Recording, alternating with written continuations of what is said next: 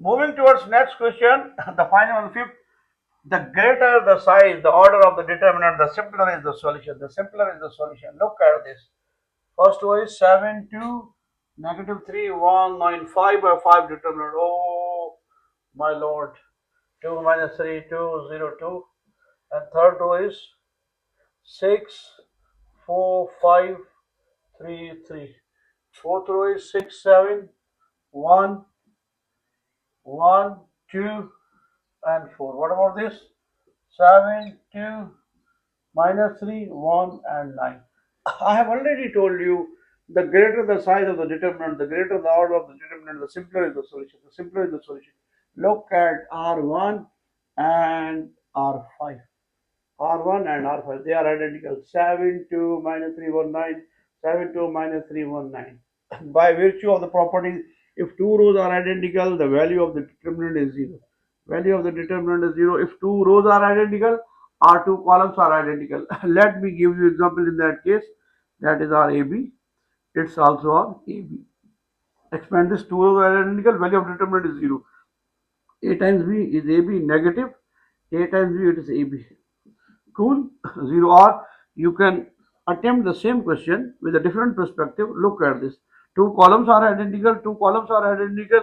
Still their value is 0. A times B minus A times B. Still we have 0. If the two rows are two columns are identical, value of determinant is always 0. If two rows or two columns are identical, value of determinant is 0. Or one row is completely 0, value of determinant is 0. If one row or one column is 0, value of determinant is 0. Look at this. 0 times B is 0, minus 0 times A, it's 0. What about if column is 0, still we get the 0. 0 times B is 0, negative 0 times A is 0. If two rows are identical, value of determinant is 0. If two rows are identical, value of determinant is 0. If two columns are identical, value of determinant is 0. If a row is completely 0, value of determinant is 0. If one column is completely 0, value of the determinant is also 0.